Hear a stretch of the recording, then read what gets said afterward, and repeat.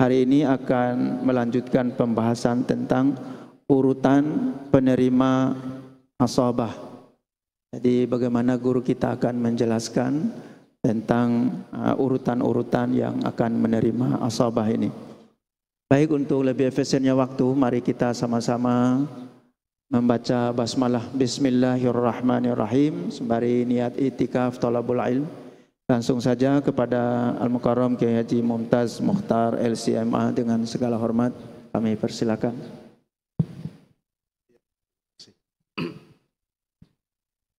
Bismillahirrahmanirrahim. Assalamualaikum warahmatullahi wabarakatuh. Alhamdulillahi rabbil alamin.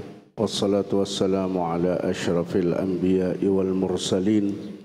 Sayyidina wa habibina wa syafi'ina wa maulana Muhammadin al-fatihi lima ughliqa wal khatimi lima sabaqa nasiril haqqi bil haqq wal hadi ila siratikal mustaqim wa ala alihi wa sahbihi haqqa qadrihi wa miqdarihil azim. Amma ba'du. Ma'asyiral muslimin wal muslimat, para jamaah salat zuhur berjamaah di Masjid Istiqlal. Alhamdulillah, pada kesempatan kali ini kita kembali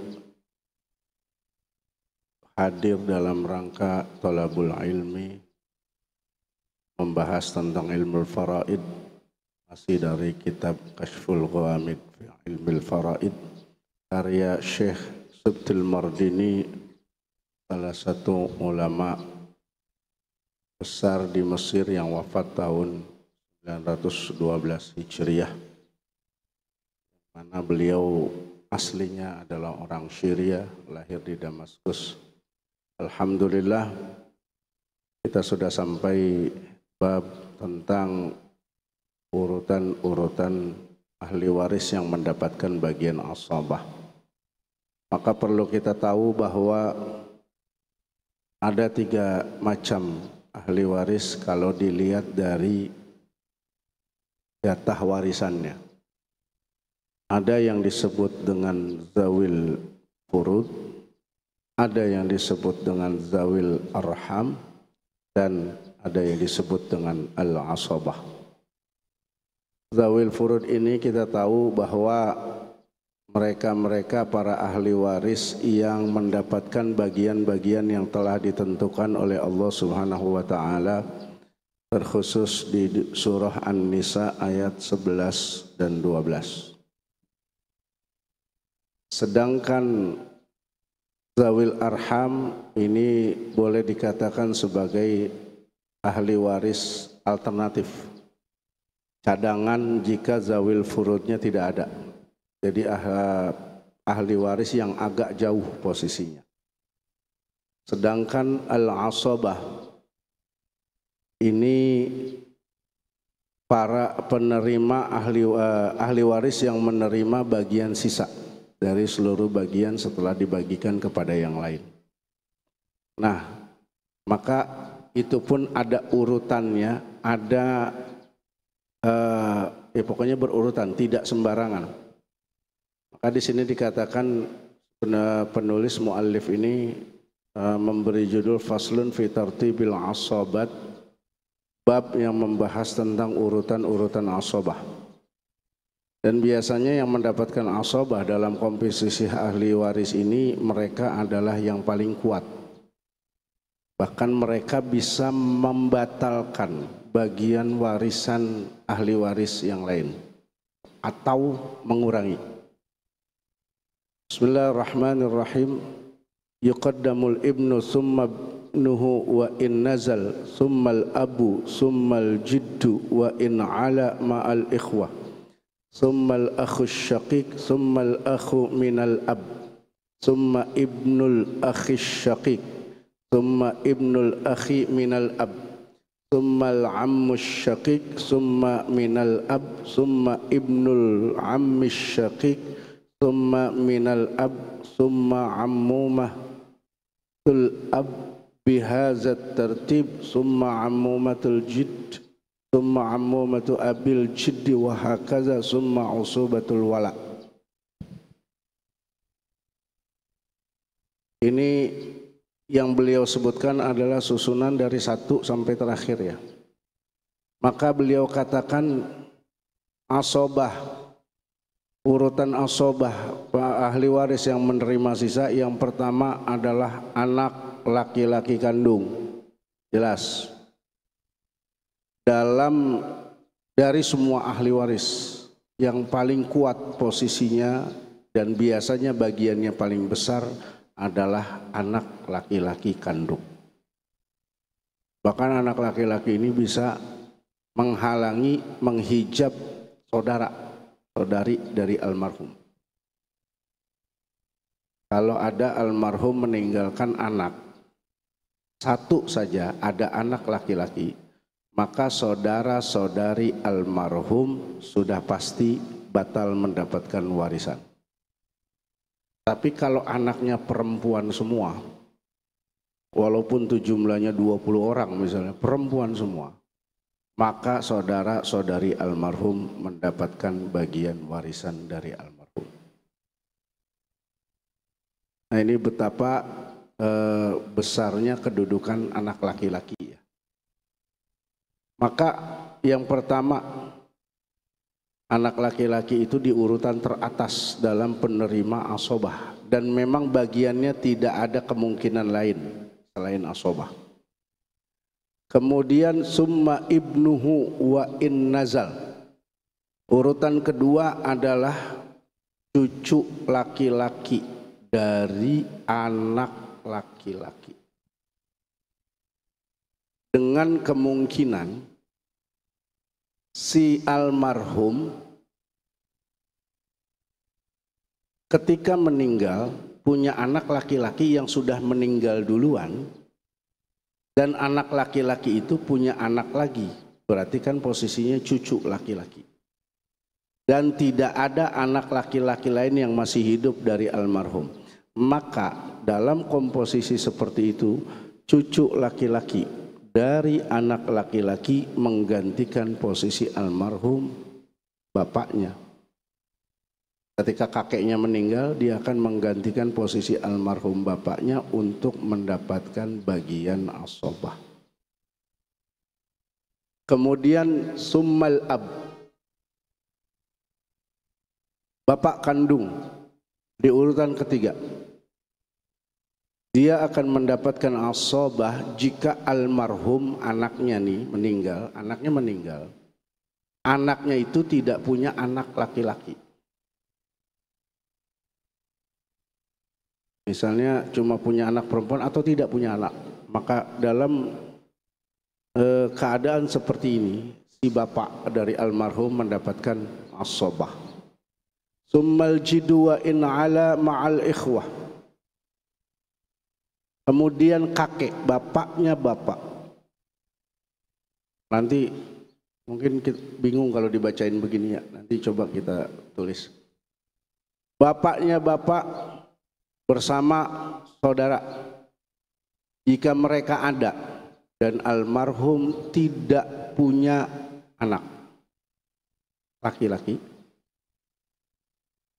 atau ayahnya sudah meninggal duluan, maka si kakek dari ayah mendapatkan asobah bersama saudara. Summal akhus syaqiq, di urutan berikutnya yaitu saudara kandung. Saudara kandung berarti 1 bapak 1 ibu. Summal akhu minal ab, kemudian ada kemungkinan yang mendapatkan asobah juga saudara 1 bapak. 1 bapak lain ibu. Summa ibnul akhis syaqiq, anak saudara kandung, berarti keponakan laki-laki. Summa ibnul akh minal ab,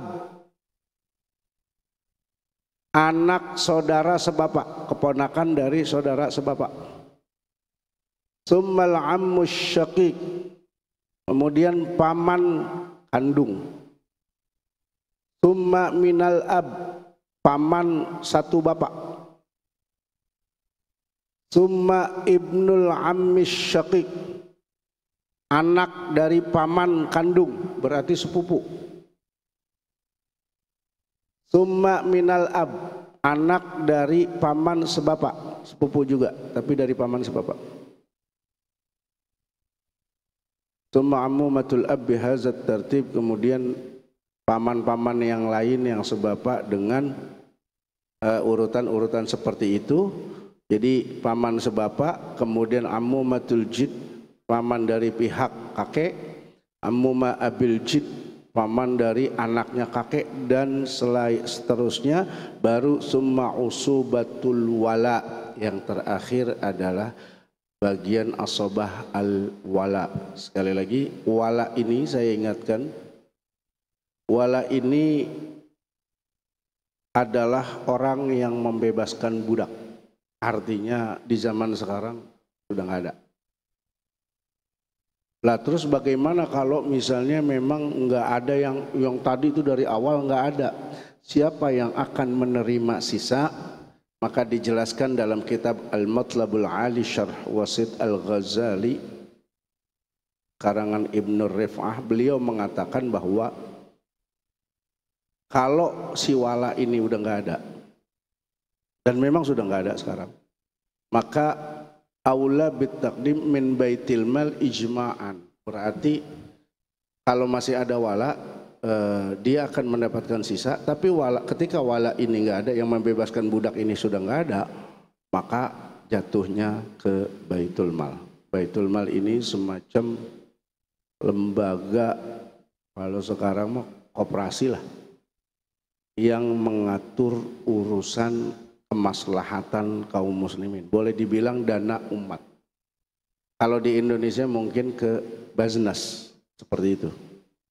Ya, karena yang mirip Baitul Mal itu ya Baznas di kita. Nah, ini urutan-urutannya. Nah, ini penting. Saya tidak baca ke bawahnya ya, karena ini memang tentang wala semua, tentang perbudakannya. Ini yang paling penting. Jadi memang harus didahulukan yang terdekat dengan posisi si mayit. Nah, ini saya coba sekarang terapkan di whiteboard ya, biar nggak bingung. Ya, nanti saya urutkan. Ini biar kita nggak bingung. Ingat, perlu diingat dalam hitungan faraid, patokan utama adalah almarhum ya, almarhum atau almarhumah, bukan kita. Maka yang pertama mendapatkan asobah yang paling utama adalah anak laki-laki kandung. Anak laki-laki. Ini yang paling utama. Jika nggak ada, maka yang kedua. Yang kedua ini adalah cucu laki-laki dari anak laki-laki. Ingat ya, cucu itu yang kemungkinan dapat warisan hanya cucu dari jalur anak laki. Mau dia anaknya laki atau perempuan, ini dua-duanya dapat waris. Bisa kemungkinan dapat waris. Tapi kalau misalnya dari anak perempuan, kemudian mereka punya cucu laki-laki dan cucu perempuan, ini sama sekali tidak ada kemungkinan dapat waris. Nah, ini sedikit dulu tentang cucu. Cucu laki-laki atau cucu perempuan ini mendapatkan warisan dari kakeknya jika ini sudah almarhum lebih dulu dari kakeknya, dan tidak ada anak laki-laki lain dari sini, maka dia akan naik posisinya menggantikan ayahnya. Termasuk tadi cucu laki-laki ini yang akan mendapatkan asobah sisa. Ya, kalau dalam komposisi begini maka cucu laki-laki dan perempuan mendapatkan asobah bareng-bareng. Nah ini tadi urutannya. Ini 1, 2. Kemudian setelah itu bapak di sini, ayah, ini dari almarhum ya. Ayah juga ada kemungkinan dapat asobah. Berarti nomor 3 urutannya. Jika ayah nggak ada, maka posisi kakeknya masih ada, kakek yang akan mendapatkan asobah. Nomor 4, ma'al ikhwah, bersama saudara. Saudara dan saudari bersama ini.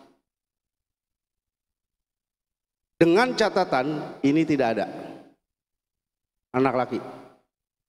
Ya. Jadi komposisinya kalau ini dapat, saudara-saudari dapat, tadi saya katakan itu dengan syarat khusus, yaitu tidak ada anak laki-laki. Jika ada anak laki-laki, maka sudah dipastikan ini terhalang. Makanya saya selalu katakan yang masih punya, yang belum punya anak laki-laki segera dah, biar punya anak laki gitu. Ada yang nanya gimana kalau nggak punya juga? Ya berarti sebelum meninggal hibahkan aja. Kalau harta udah dihibahkan nggak ada warisan berarti kan?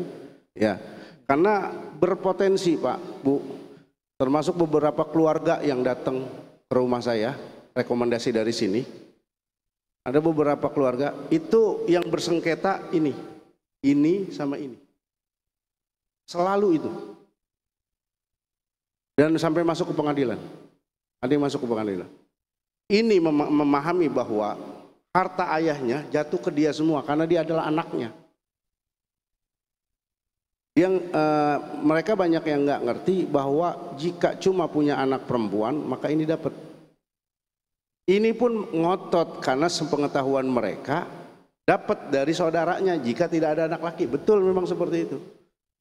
Itu yang perlu pencerahan ya. Jadi dari ayah ke kakek, kemudian saudara kandung dan saudara sebapak. Ini saudara kandung. Ini berarti nomor 5. Ada lagi kemungkinan saudara sebapak.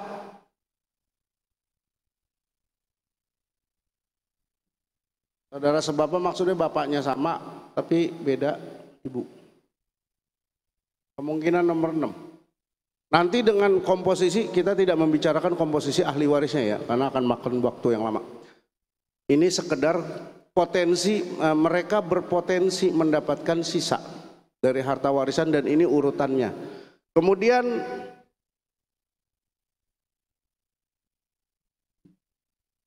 anak saudara kandung, berarti keponakan.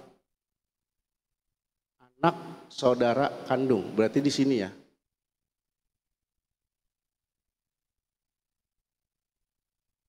Berarti jatuhnya dari sini adalah ponakan.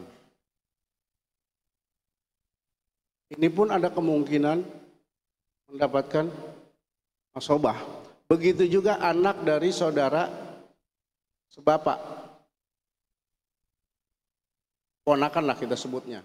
Ini pun ada kemungkinan mendapatkan warisan, tapi sebenarnya jauh itu. Tapi memang ini urutannya. Kemudian paman kandung, paman sebapak. Nah, paman berarti posisinya ada di mana? Ini saudaranya ayah. Paman kandung. Ini posisi berikutnya, nomor 9. Ada paman satu bapak.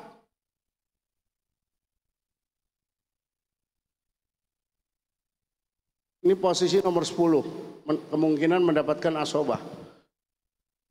Bingung ya kalau kagak ditulis, pastinya. Kemudian anak paman kandung punya anak, berarti sepupu dari almarhum. Ini pun berpotensi mendapatkan asobah. Anak dari paman sebapak, sepupu juga, cuma dari paman sebapak. Ini urutannya seperti ini. Kemudian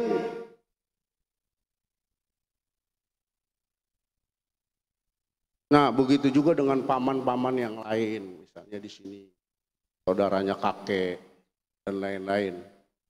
Ini yang nomor 13 dan seterusnya. Nah, inilah kelompok-kelompok ahli waris yang kemungkinan mendapatkan asobah, al-asobah. sisa dari bagian warisan. Ya, nomor satu jelas anak laki-laki, saya katakan, saya selalu ingatkan, anak laki-laki memang tidak ada kemungkinan lain, cuma satu, asobah. Yang kedua, cucu laki-laki. Yang ketiga, ayah. Yang keempat, kakek. Yang kelima, saudara kandung. Yang keenam, saudara sebapak. Ketujuh, keponakan kandung dari saudara kandung. 8, keponakan dari saudara sebapak. 9, paman kandung. 10, paman sebapak. 11, sepupu dari saudara kandung. 12, sepupu dari saudara sebapak. Dan sisanya paman-paman yang lain. Ini urutan-urutan mendapatkan asobah. Kita tidak bicara tentang komposisi bagian ahli waris ya. Ini potensi mereka mendapatkan sisa. Baru setelah itu nomor 14-nya al-wala. Al-wala ini sekali lagi saya katakan sudah tidak ada. Karena sudah tidak ada perbudakan, maka jatuhnya adalah ke yang terakhir ini adalah Baitul Mal.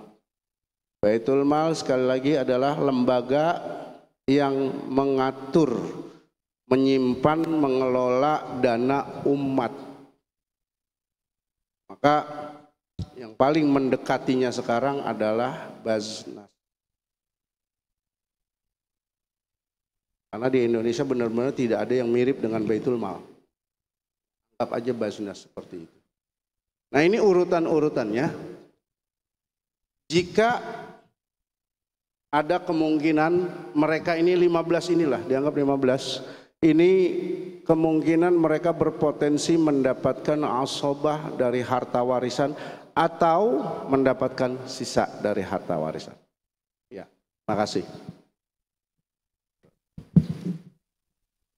Baik Bapak Ibu hadirin dan hadirat yang dimuliakan Allah Subhanahu wa taala, berbuat adil atas harta waris yang ditinggalkan oleh mayit adalah suatu hal yang sangat penting ya. Tentunya maka kita harus pahami tadi ada beberapa asobah yang harus mendapatkan sisa. Jadi sisa harta yang setelah dibagikan itu kadang-kadang bisa banyak, kadang-kadang juga bisa sedikit. Dari apa yang disampaikan oleh guru kita ini mungkin ada hal-hal yang bisa kita dialogkan sehingga tercerahkan dalam apa yang disampaikan melalui ilmu faraid ini. Silakan Bapak Ibu, sudah tersedia, langsung ke mic ya. Ya, yang sebelah sana dulu ya. Sebutkan nama, asal daerahnya. Bismillahirrahmanirrahim. Waalaikumsalam.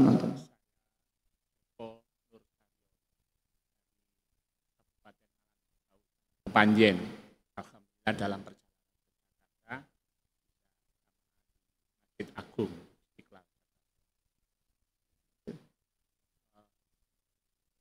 Profesi swasta. Setelah menyimak apa yang diuraikan Ustadz tadi, luar biasa. Islam bicarakan soal detail berkaitan dengan harta waris. Kalau itu harta benda bisa diwariskan, kira-kira piutang itu bisa enggak diwariskan? Selama ini warisan itu cuma dilihat harta, bukan piutang. Kalau hutang bisa diwariskan. Itu yang satu. Yang kedua, dalam rangka apa tadi, ketiadanya anak laki, bagaimana kedudukan posisi anak angkat? Anak angkat, adopsi, di situ ada akte kelahirannya, di situ ada penetapan pengadilannya dia sebagai anak angkat. Muslim, ketika punya harta posisi anak angkat, bagaimana? Yang kedua, yang ketiga dalam rangka tadi, buru-buru disiapkan untuk hibah, dalam rangka supaya kehadiran tiadanya anak laki, ada perempuan itu dihibahkan saja. Nah saya di sini saya tadi kok belum bisa menangkap bagaimana hibah bisa dilaksanakan di dalam rangka membagi warisan itu. Terima kasih. Assalamualaikum warahmatullahi wabarakatuh. Waalaikumsalam warahmatullahi wabarakatuh. Ini pertanyaan yang sangat berkualitas sekali gitu kan. Mungkin untuk pertanyaan berikutnya kita tunggu dulu dari jawaban Kiai untuk pertanyaan yang sangat memberikan suatu pelajaran bagi kita. Ya silakan Kiai. Iya. Pertanyaan pertama yang ditanyakan masalah piutang ya Pak Joko. Piutang berarti si almarhum ini punya tagihan ke orang lain kan? Ya. Jadi ingat ya, harta. Jadi begini, makanya para ulama setiap membahas apapun pasti dimulai dengan definisi agar jelas dan nggak kemana-mana. Yang namanya harta warisan itu adalah harta yang ditinggalkan oleh sepemiliknya meninggal sebelum dibagikan kepada siapapun. Maka yang disebut harta warisan apapun itu, apakah berupa uang, aset, termasuk piutang. Piutang itu berarti masuknya harta warisan almarhum. Karena almarhum ada tagihan ke orang lain, artinya almarhum mungkin pernah minjemin uang ke orang lain dan orang itu belum bayar sampai almarhum meninggal. Maka ketika kita akan membagi harta warisan, maka langkah pertama adalah inventarisir dulu harta almarhum. Apakah harta bergerak dan tidak bergerak, apakah bentuknya uang, aset dan lain sebagainya, termasuk masukan di dalam harta warisan adalah piutang almarhum. Lalu dikurangi dulu dengan wasiat jika ada, wasiat harta. Jika wasiatnya ada, sah, maka keluarkan wasiat dulu. Setelah wasiat keluarkan hutang. Ini dua-duanya wajib dibayar. Tapi Allah sebutkan dalam Al-Quran wasiat dulu baru hutang. Nah maka setelah dikeluarkan wasiat jika ada, hutangnya sudah dikeluarkan, jumlah totalnya bersihnya itulah yang disebut harta warisan, termasuk piutang yang masih ada di tangan orang. Kalau bahasa sekarang invoice kali ya. Jadi piutang itu masuknya warisan almarhum Pak Joko. Yang kedua, masalah anak angkat. Resmi, ada hukum pengadilan, muslim. Kalau dalam bahasa fikih disebut hadonah. Bisa jadi hadonah, bisa jadi macam-macam. Tapi dalam warisan tidak ada satupun celah buat anak angkat untuk dapat warisan. Karena hak saling mewarisi hanya 3. Pertama, hubungan darah, nasab. Yang kedua, hubungan pernikahan. Tapi kalau suami istri sudah bercerai, maka mereka sudah tidak saling mewarisi karena hubungan pernikahannya sudah tidak ada. Dan yang ketiga, membebaskan budak. Maka anak angkat tidak dapat mewarisi harta orang tua angkatnya. Nah, sebaiknya bagi kita yang mengadopsi anak, maka sebelum kita meninggal, tolong berikan hibahkan kepada anak angkat. Karena mereka ketika nanti kita meninggal, mereka tidak akan dapat waris dari kita. Itu, ya. Jadi anak angkat tidak ada kemungkinan dapat waris, Pak. Yang ketiga, tadi saya katakan bagi yang belum punya anak laki-laki, kalau khawatir terjadi perselisihan nanti, dan tadi saya sudah katakan banyak contoh nyata yang datang ke rumah saya untuk minta solusi hitung warisan, itu yang konflik rata-rata paman atau tante dengan anak keponakan perempuan karena tidak ada anak laki-laki. Nah, maksud saya memang kita malah sebenarnya dianjurkan Pak Bu, dianjurkan mau ada anak laki kek mau enggak kek, sebenarnya dianjurkan, lebih dianjurkan kita itu menghibahkan harta kita ke anak istri kita sebelum kita meninggal. Kalau masalah hibah kita tidak perlu hitungan faraid, nggak perlu, mau bagi rata silakan, karena itu hibah. Nah hibah, apa sih hibah? Hibah itu adalah kita menghadiahkan, menyerahkan harta kita, memindahkan kepemilikan harta kita kepada siapapun, bukan cuma ke anak sih sebenarnya, namanya hibah mah kemana aja. Tapi dalam hal ini ke keluarga, ke anak, ke istri, ya ketika kita masih hidup, itu namanya hibah. Nah harta yang sudah dihibahkan ketika kita masih hidup tidak lagi masuk warisan ketika nanti kelak kita meninggal. Misalnya kita punya harta 100% sudah kita hibahkan semua ke anak-anak kita, ke istri kita. Begitu kita meninggal ya sudah nggak ada warisan berarti. Itu seperti itu. Nah, terus langkah berikutnya biar lebih safe, biar lebih aman tentunya dalam masalah hibah itu juga ya urus juga legal formalnya, jangan cuma di lisan. Misalnya kita datang ke notaris. Di situ kan ada kita membuat akte hibah. Walaupun tidak mesti balik nama, karena balik nama pasti mahal. Hibahkan saja dengan surat yang ditandatangani oleh notaris dan lain atau PPAT maaf, itu dengan surat resmi agar di kemudian hari ketika kita meninggal semua sudah kuat hukumnya. Jangan cuma lisan. Nanti saudara-saudara kita ketika kita meninggal nuntut ke anak kita, mana bagian saya? Oh sudah dihibahkan sama ayah saya, mana buktinya? Itu kan akan jadi masalah. Itu. Tapi ini hanya anjuran Pak, tidak mesti ya, silakan saja. Ya, bagi yang masih belum punya anak laki-laki.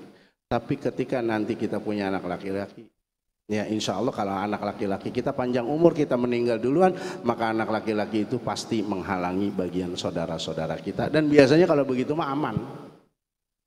Kalau antar anak tinggal dibagiin aja nanti. Ya, begitu Pak Joko ya.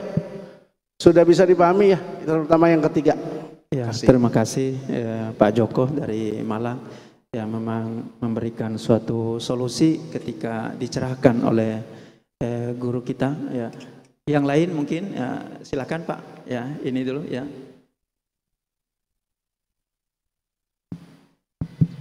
Assalamualaikum warahmatullahi wabarakatuh. Ya, Ahmad Gani dari Kota Tangerang.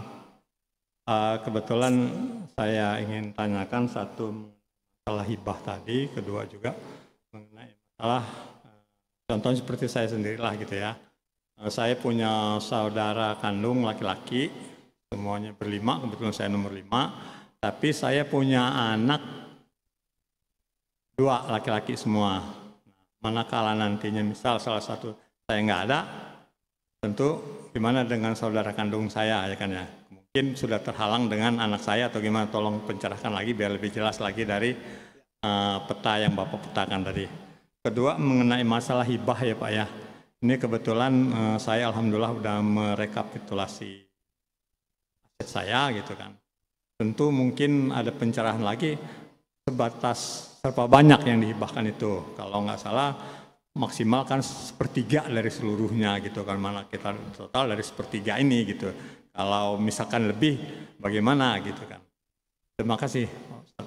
Iya, terima kasih Pak Ahmad Yani dari Tangerang. Ya, langsung mungkin Kiai ini menarik juga untuk dicerahkan karena tentang masalah saudara anak kandung dan ada saudara. Terima kasih. Iya, seperti yang tadi saya sampaikan pertanyaan nomor 1 Pak. Bapak kan 5 bersaudara gitu ya. Terus Bapak punya anak laki-laki 2. Ketika Bapak meninggal, istri masih ada nggak? Udah nggak ada. Ketika Bapak nggak meninggal kelak, itu udah selesai harta Bapak buat anak laki-laki aja semuanya. Karena anak laki-laki itu ngambil sisa. Dan bagaimana dengan saudara-saudara Bapak yang lain? Nggak dapet. Nah itu hebatnya anak laki-laki ya. Posisinya dalam warisan itu sangat menentukan. Jadi udah ketika nanti Bapak meninggal, ya sudah harta Bapak tinggal dibagi 2 sama anak Bapak itu. Selesai. Nah, adapun masalah hibah, ini saya luruskan, maaf Bapak salah paham. Yang 1/3 itu bukan hibah, itu wasiat. Hukum wasiat paling banyak 1/3 kata Nabi. Kalau lebih dari 1/3 maka harus persetujuan para ahli waris. Itu wasiat harta. Adapun hibah, kan hibah dibagikan ketika kita masih hidup. Sekarang yang kita bicarakan apakah kita akan menghibahkan harta kita semua kepada anak istri kita? Ya terserah kita sebagai pemilik harta. Bagaimana bagiannya dan seberapa yang harus dihibahkan? 100% pun tidak masalah. Kan biasanya begini nih, orang tua tuh kalau orang Betawi ya suka begini nih. Ini dia udah tua misalnya, ini semua rumah, aset segala macam saya hibahkan kepada kalian. Tapi rumah ini masih saya tempatin sampai saya meninggal. Misalnya begitu. Itu udah cukup sebenarnya bahasa hibah, penyerahan harta. Tapi ingat, harus dilengkapi kalau bisa dengan legal formal. Karena apa? Rawan dibantah kalau cuma lisan. Apalagi nggak ada saksi. Lebih baik ribet sekarang. Kita datang ke notaris, kita bilang, ini Pak Notaris, saya akan menghibahkan semua harta saya kepada anak-anak saya. Tinggal didata, KTP-nya dikumpulin, nanti dibikinin surat khusus bahwa kita sudah menghibahkan. Itu. Mau 100% nggak ada masalah, Pak. Terserah Bapak mau bagi rata tuh 2 anak bisa. Bapak mau bagi rata misalnya bagi 60-40 ya terserah, itu sih namanya hibah. Ya. Jadi tidak ada masalah. Adapun tadi Bapak nggak usah khawatirin masalah saudara-saudara Bapak, karena jika masih ada anak laki-laki, kecuali nauzubillah ternyata anak laki-laki Bapak ini dua-duanya meninggal duluan sebelum Bapak, maka saudara-saudara Bapak itu yang dapat menggantikan anak-anak Bapak ini. Itu ya Pak Ahmad Yani. Sudah terjawab ya, insya Allah. Ya, bagus juga Bapak langsung menghibahkan ya. Terima kasih. Menarik juga ini. Ya, mungkin ya, yang terakhir kali ya, karena terbatasnya waktu. Ya, silakan Pak. Ya.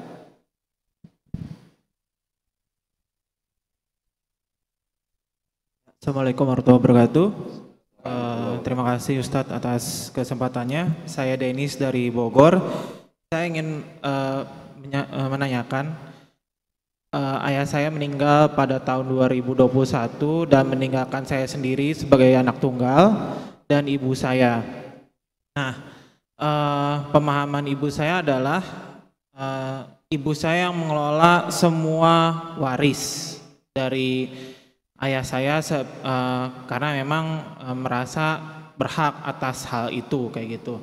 Dan saya juga tadi mohon maaf saya baru datang dan mendengar kajian Ustadz baru sedikit. Jadi yang pertama saya ingin tanyakan adalah bagaimana kedudukan istri dalam waris, mungkin mohon maaf bisa diulang, dan bagaimana saya menyikapi soal itu. Bukan berarti saya pengen waris semua harta dari ayah saya, tapi saya ingin mengetahui lebih dalam bagaimana ilmu waris terhadap harta dari almarhum ayah saya. Terima kasih. Assalamualaikum warahmatullahi wabarakatuh. Assalamualaikum warahmatullahi wabarakatuh. Terima kasih. Langsung ya. Pak Denis, saya perlu tanya dulu, waktu ayah Bapak meninggal, ayah itu masih punya bapak, masih punya orang tua? Udah meninggal juga. Oke. Berarti ahli warisnya cuma ibu sama Pak Denis sendiri. Nah, maka dalam komposisi seperti itu saya selalu katakan kalau ada anak laki-laki itu lebih mudah ngitungnya. Karena apa? Dia akan mengambil sisa. Maka komposisi pendapatan jatah warisannya adalah istri dari almarhum, berarti ibunya Pak Denis itu mendapatkan 1/8. Sisanya buat Pak Denis 7/8. Nah, istri itu dalam rumah tangga, istri itu ada 2 kemungkinan dapatnya. Jika tidak punya anak 1/4, jika punya anak 1/8. Adapun anak laki-laki, saya tadi selalu katakan anak laki-laki hanya 1 kemungkinan, yaitu sisa asobah. Nah, kemudian kan ini ada masalah. Ya bukan masalah sih, cuman belum sepaham aja. Itu ibunya Pak Denis ingin menghandle ya. Nah, sebenarnya perlu dikasih pencerahan. Karena Pak Denisnya ini udah dewasa, bukan anak-anak. Udah nikah Pak? Sudah, apalagi sudah nikah. Nah, maka justru kalau kita lihat status hukum, justru terbalik.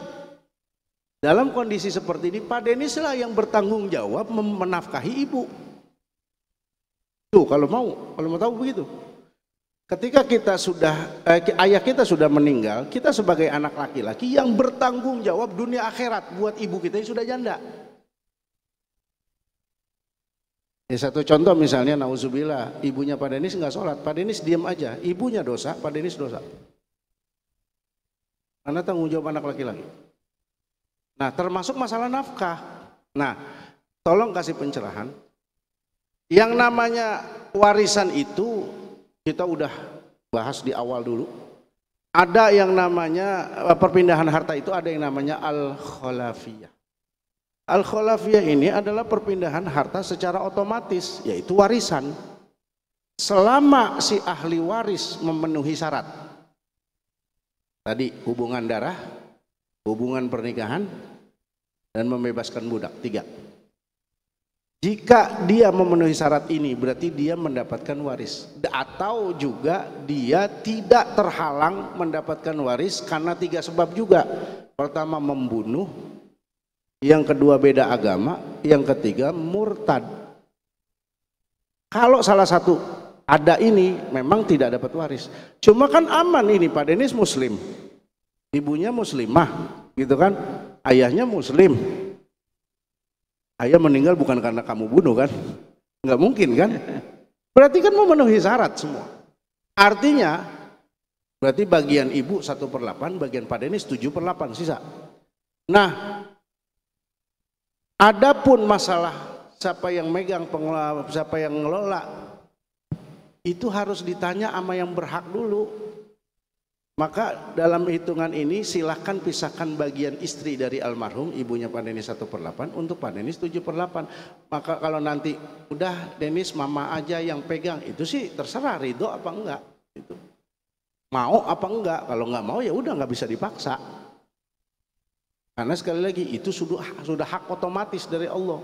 Karena juga Pak Denisnya sudah dewasa, kecuali Pak Denis anak kecil atau maaf Pak Denis kurang waras, baru ibunya yang pegang, yang kelola gitu. Insya Allah Pak Denis waras kan? Alhamdulillah waras, udah nikah soalnya gitu. Tolong kasih pencerahan ya. Kalau Pak Denis secara sukarela udah mama aja yang pegang, itu nggak masalah. Maaf nih, saya harus wanti-wanti juga masalahnya. Khawatir mama udah tua belum umurnya? Berapa? 40-an tahun? Oh 60. Ada nggak kemungkinan nikah lagi? Kecil ya, tapi jodoh siapa yang tahu kan? Saya khawatir justru ternyata beliau masih ada jodohnya, jatah jodohnya dari Allah gitu ya. Nikah lagi, kemudian punya suami yang tidak bisa kooperatif gitu. Sementara harta kamu dipegang mama gitu. Ya saya tidak menghasut, tidak apa ya. Silahkan saja cari jalan yang terbaik, musyawarahkan. Lagian insya Allah nggak usah khawatir, kalau aset-aset almarhum itu nama ayah kita yang udah almarhum, berarti kan seluruh ahli waris harus tanda tangan kan gitu. Nggak bisa tuh kita jual sendiri tanpa persetujuan mama ya, ibu juga nggak bisa jual sendiri tanpa persetujuan Denis gitu kan. Jadi insya Allah tinggal dimusyawarahkan saja ya. Cuma saya ingatkan yang namanya sama orang tua selalu kedepankan akhlak. Walaupun kita benar, orang tua kita salah, jangan bentak orang tua, jangan marahin orang tua, pelan-pelan. Itu saran saya, hati-hati. Itu Pak Denis. Ya, mudah-mudahan apa yang disampaikan ini membawa keberkahan tentunya, dan pertanyaan Pak Denis sudah terjawab. Mudah-mudahan Pak Denis diberkahi Allah hartanya, diberikan suatu solusi yang indah dari sisi keadilan dalam kita mewariskan harta yang diberikan oleh Allah Subhanahu wa taala. Bapak Ibu hadirin, karena terbatasnya waktu, mari kita tutup dengan membaca hamdalah. Alhamdulillahirabbil alamin. Subhanakallahumma bihamdika asyhadu an la ilaha illa anta astaghfiruka wa atubu ilaik.